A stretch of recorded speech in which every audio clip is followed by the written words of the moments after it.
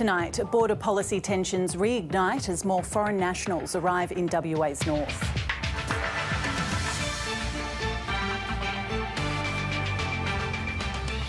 Anthony Albanese joins Western leaders in blaming Vladimir Putin for the death of Alexei Navalny. Former US President Donald Trump ordered to pay $535 million in civil financial fraud case. Sensory rooms and sport for all. How venues across the country are making events more accessible. And Australia wins the women's test against South Africa at the Wacker Ground.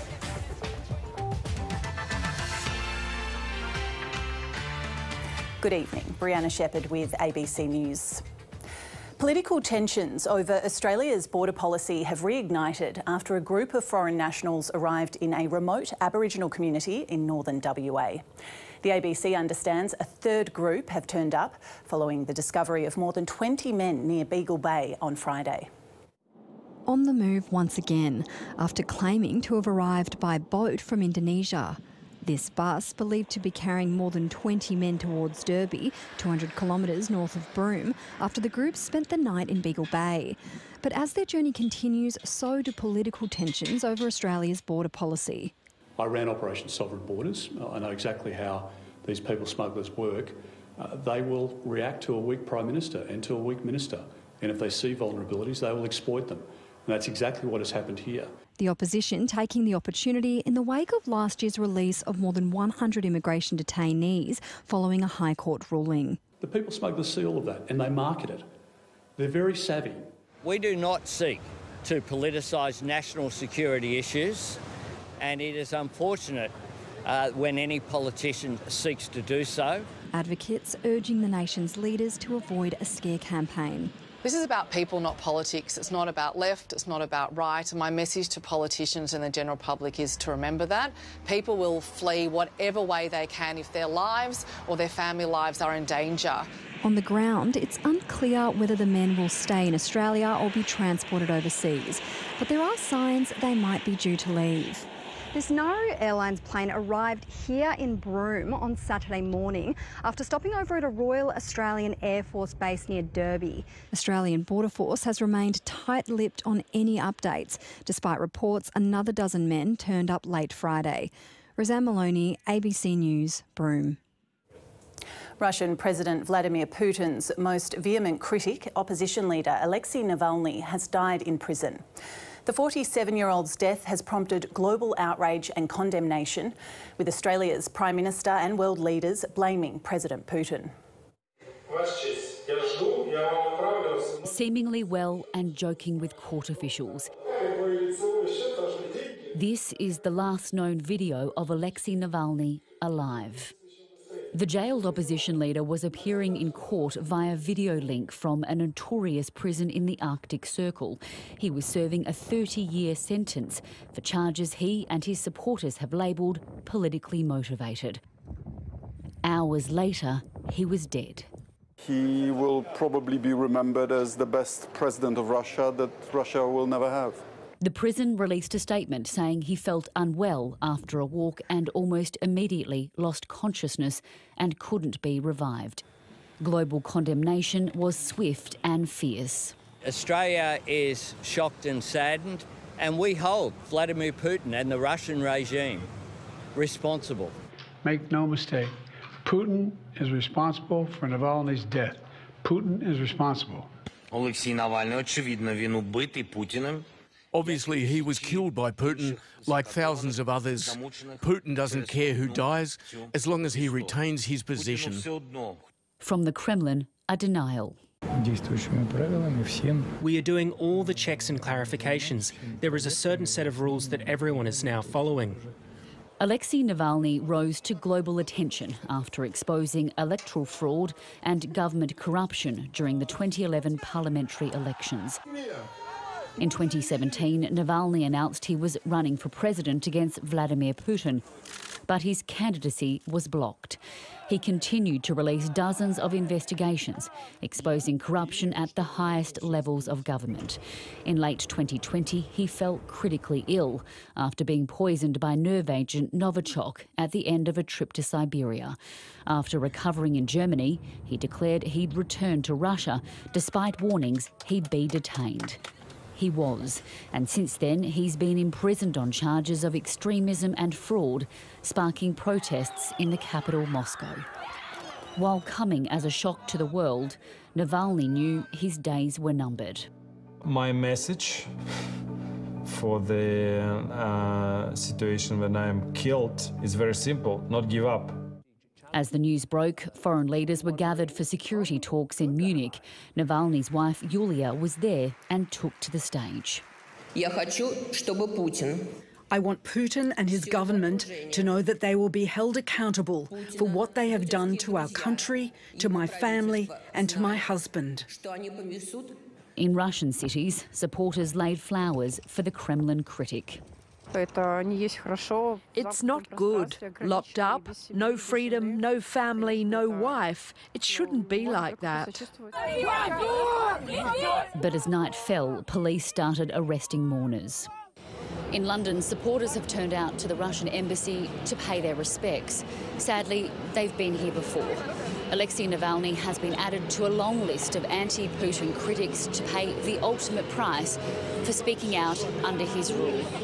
His death leaves the country without a prominent opposition leader ahead of the presidential election next month, at a time when Vladimir Putin has amassed near unrivalled power. Catherine Diss, ABC News, London. Former US President Donald Trump has been fined more than $500 million after a judge found he'd artificially inflated the value of his assets to receive financial advantage. It's a major blow for the man who's seeking to return to the White House. My name's Donald Trump, and I'm the largest real estate developer in New York. Donald Trump built his whole brand on apparent financial success and flashy displays of wealth. But today, a judge in New York ruled he'd been inflating the value of assets to gain financial advantage. The scale and the scope of Donald Trump's fraud is staggering, and so too is his ego and his belief that the rules do not apply to him. The punishment also staggering. Donald Trump to pay more than $500 million, and he's banned from carrying out business in New York for 3 years. His two sons, Eric Trump and Don Jr., banned for 2 years. But the judge also lashed them with his words, writing, "Their complete lack of contrition and remorse borders on pathological." He needs to pay. You know, as a New Yorker, we always knew he was a fraud.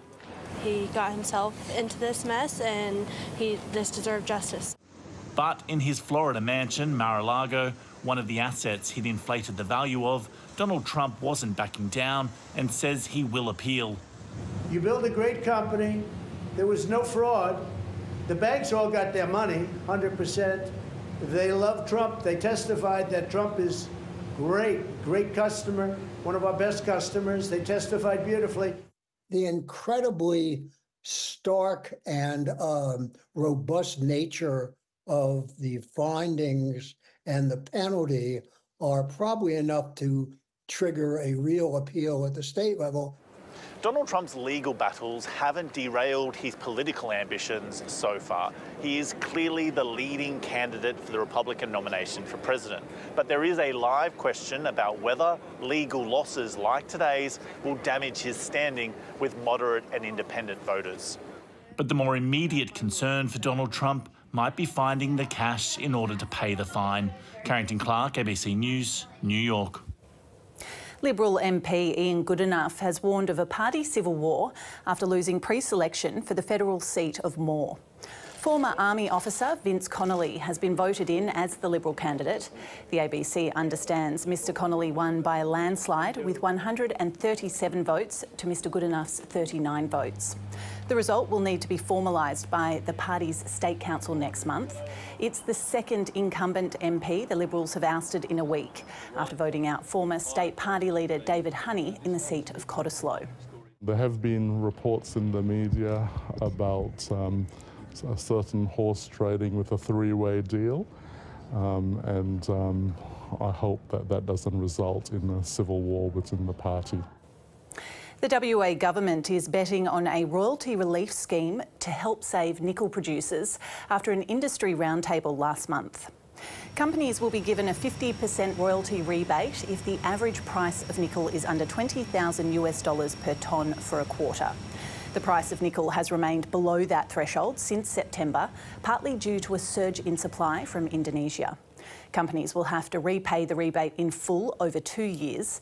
The state government will bear the cost if companies can't pay the deferred royalties. Satellite images show Egypt is building a wall and levelling land on the country's border with the Gaza Strip. The construction of a buffer zone comes as fears grow an expected Israeli offensive could force 1 million displaced Palestinians to try and seek shelter in Egypt. The US has warned Israel against the offensive over concerns for the welfare of civilians. Israel says it has no intention of pushing Palestinians across the border with Egypt. Fleeing the war zone is proving to be increasingly difficult, but one family has just arrived in Sydney. They're among a relatively small number of Australian visa holders who've arrived from Gaza since the start of the war. Safe, at last, the Dawes family has managed to escape Gaza, but at great cost. We lost our dad due to the lack of medical care. So the price is much, so I cannot describe it, I cannot say it in words. Mariam's father, Mohammed Dawes, was a journalist. The vulnerable 63-year-old succumbed to a stroke in late November after enduring weeks of Israeli airstrikes and the destruction of their home.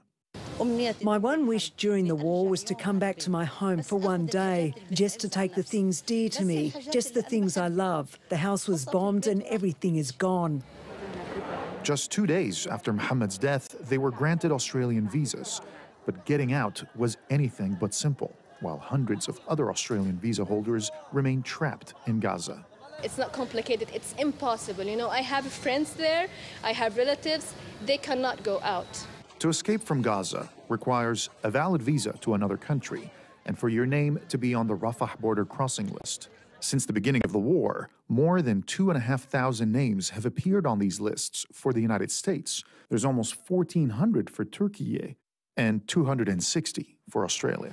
More than 2,000 Palestinian citizens have been issued Australian visas since the start of the war, but the number of arrivals is far less. A spokesperson for the Department of Foreign Affairs and Trade said that the Australian government has so far supported 207 Australian passport and visa holders to leave Gaza, but it's understood that almost 100 more have made it here on their own. After consular assistance for non-immediate family members was stopped in December, some have resorted to paying fixers and scammers, something the Australian government seemed aware of in an email addressed to another family. We do not know the details of how they have managed to do so, but it is a decision for you to make, whether you wish to attempt to depart. For those who do make it to Australia, their only support system is the local community. When we knew that they were coming, we started building 2 cabins in my front yard, and I had to do everything by hand because it was a labor of love. A safe haven for this family, who still fear the worst for their loved ones trapped in Gaza. Nabil Al-Nashar, ABC News, Sydney. It's been more than a year since the WA government promised to outlaw conversion therapy, but the practice, often led by religious organisations, remains legal. Tiger Bird wears the rainbow flag in their hometown with pride. I officially came out probably when I left Albany, because just no one came out in Albany. Tiger is back in Albany after moving to Perth before coming out. Hate speech on social media and pride banners going missing here are seen as evidence of homophobia. And Tiger still feels the effects of a conversion therapy roadshow held here a few years ago. It just became this really big thing, and it was sort of like, you know, we had protests and there was lots of people who went to these protests, but there was just as many people who were for this weird sort of conversion therapy roadshow. Conversion therapy is based on the idea sexual orientation or gender identity can be changed through practices ranging from psychiatric treatments to spiritual intervention. The WA government promised to ban it in 2022, but it remains legal in this state. Well, we continue to look at how we can legislate to make sure that gay conversion therapies practices are outlawed in Western Australia. It's very difficult to define in a statutory sense because you have to actually define what a therapeutic activity is. Despite that statutory difficulty, Victoria, Queensland and the ACT have passed legislation banning conversion practices. The fact that it's still not illegal astounds me, The issue will be a big topic at Albany's Pride Festival this month. Got lots of drag stuff as well, because that's always popular, a few sporting events and, of course, a good old party as well. Tiger and their friends will be using the celebration to urge the government to follow the example set in other jurisdictions. Briana Fiore, ABC News, Albany. When most people want to go to a concert or sporting event, the only thing they consider is whether they can get a ticket. But for people requiring enhanced accessibility, the uncertainty around the facilities at a venue might put them off. Venues across Australia are improving their inclusive and accessible facilities, but advocates say that is only part of the solution. Maddie Hetty knows firsthand how daunting going to big events can be with a disability. Sometimes the fear and the anxiety of that event not being accessible outweighs the whole experience. The 22-year-old, who is the daughter of West Coast Eagles premiership player Brett, has cerebral palsy, which affects her movement and speech. She often takes a sensory kit with her when she goes to events which don't have facilities available for people who need to escape the noise and crowds. At Perth Stadium, there will soon be a permanent sensory room, following a trial conducted by the Fremantle Dockers in 2022 and 2023. Some families used it every week. There was a couple of families that had never been to the football and were just so thrilled that they could participate as a family, which was really touching. Many big venues across Australia have either permanent sensory or quiet rooms or spaces that can be converted for big events. But while these spaces are valuable for the people who need them, they are only a part of making stadiums and events accessible. There's an increasing awareness of the rights of people with disabilities to be able to attend and enjoy an event like anybody else. Don't you? So somebody else will sit behind you? Talk to the individual, find out what they need and assist them in getting that so that they can have the most enjoyable experience that they can. Perth Stadium hopes its sensory room will be up and running by the start of the AFL season. Tom Wildie, ABC News. Taylor Swift has played in front of the biggest crowd of her career after 96,000 people filled the MCG to watch her record-breaking Eras tour. Over more than 3.5 hours, the pop superstar wowed fans with songs spanning her entire career. It's been a long 6 years for Australian Swifties. But last night, it was the world's biggest star who was left speechless on the first night of her Australian tour. If I seem a little bit like I am losing my mind over the fact that there are 96,000 people here tonight, this is the biggest show that we have done on this tour or any tour I have ever done. A look back at her glittering 18-year career and 10 studio albums, Taylor Swift's Eras tour stunned Melbourne's Friday night audience with chart-topping fan favourites,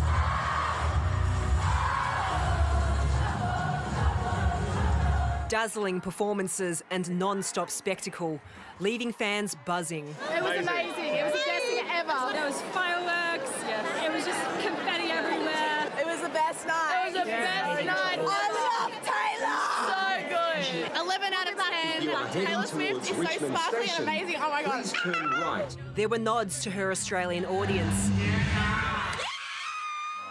A cover reveal to her forthcoming 11th album, and also songs never performed live before. The show even inspired several proposals. I really missed coming to Australia. I gotta say, you guys are just, it's on another level. Despite almost 100,000 fans inside the MCG, there were thousands more ticketless fans known as tailgaters outside, desperate to take part. You know about me, I bet you want to. Being inside with tickets would have been better. It's a good atmosphere out here though. Yeah. Taylor Swift is my life. Yeah, totally the best. While last night was Taylor Swift's biggest show yet on the biggest tour in music history, tonight she gets to do it all over again. And with 6 more Australian shows to go, it looks like Swift fever is here to stay. Leanne Wong, ABC News, Melbourne. With Australia's high demand and lucrative street prices for methamphetamine and cocaine, it's a tempting target for crime syndicates. Because of its proximity, Papua New Guinea can often be a final leg as traffickers bring illicit drugs into Australia. But one remote route through Papua New Guinea is destroying lives and deeply worrying authorities. PNG correspondent Tim Swanston has tonight's special report from Daru Island near the Australian border. This is the surprisingly narrow expanse between Australia and Papua New Guinea. Just 4 kilometres separates the two countries here in the Torres Strait. It's a remote part of the world, but it's recently come under increased scrutiny by police. We are looking at the much bigger one. Those drugs. They're patrolling the maritime border, searching for a group of suspected drug traffickers.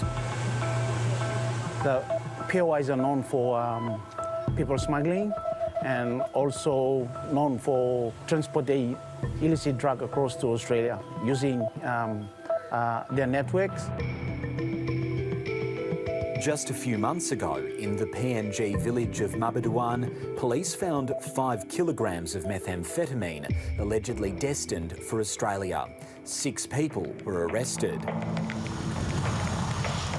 With Australia's soaring demand for illicit drugs and high street value for methamphetamine and cocaine, it's a tempting target for transnational crime syndicates. That makes PNG vulnerable and one of the final stops in what's known as the Pacific Drug Highway. While it's not exactly clear how these drugs get to PNG, it's suspected they're trafficked in from Southeast Asia or South America. From the capital of Port Moresby, they can be driven along the coastline to Kerema. From here, dinghies transport all types of illegal items from Gulf Province across to Daru, one of PNG's few Torres Strait islands. From Daru, Australia's mainland is a short trip away. From here you can see just how porous the Australian PNG border really is. There's many villages on the southern end of Papua New Guinea here, and to get to the Australian side of the Torres Strait, to Saibai Island, it takes just minutes. Some of the things that I wanted to say. The presence of methamphetamine here is extremely concerning to local police and community leaders. If there's a spillover effects on meth within Daru Island, we would certainly run to chaos. In Daru, many here already work the black market. Harvesting sea cucumber is how many locals earn an income, but much of the trade is illegal. They put me there at the border, Australian border, and I went for prison terms for 3 years. But I can't stop because there's no other means and ways for us. It's this desperation to make a living that community elders fear turns people to the growing drug trade. They are born fishermen, but these new things coming in, like drugs, they get involved because somebody bringing drug is coming with money.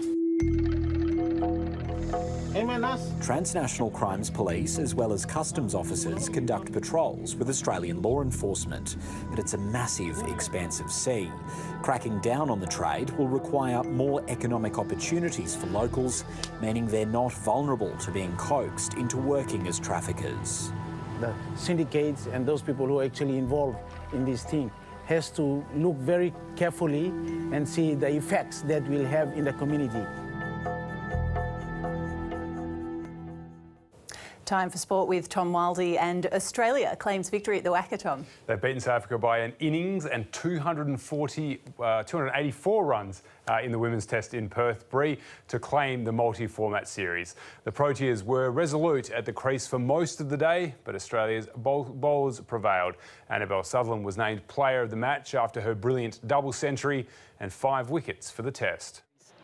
After a dominant day two, where Australia built a 499-run first innings lead off the back of Annabelle Sutherland's double century, the hosts went into the weekend looking to wrap up a big test win. But the Proteas had other ideas. Enjoys the pull shot. Delmi Tucker and Tasman Brits frustrating the bowlers despite uncomfortable conditions. In the right areas. They offered chances, but the host couldn't make them stick. Oh, it's gone in the air. Tracking back, King, it's just out of reach. As Tucker brought up a defiant half-century following a first innings golden duck. She gets it around the corner, and that will be a 50 for Delmi Tucker on debut. Australia toiled without reward until Elise Perry finally broke through, but even that was a close thing. Thank you. If we just go frame by frame here. Chloe Tryon took the fight to the Aussies as she raced towards a half-century. Into a natural game. But the scoring dried up as the bowlers cranked up the pressure. Elisa Healy twice narrowly missing a stumping. Tucker's resistance was eventually broken thanks to Ash Gardner, bringing to an end an excellent innings on 64. The floodgates threatened to open as Gardner struck again. That's a great catch. Annabelle Sutherland, she can do no wrong. The new ball saw the quicks return and Darcy Brown struck. Played on.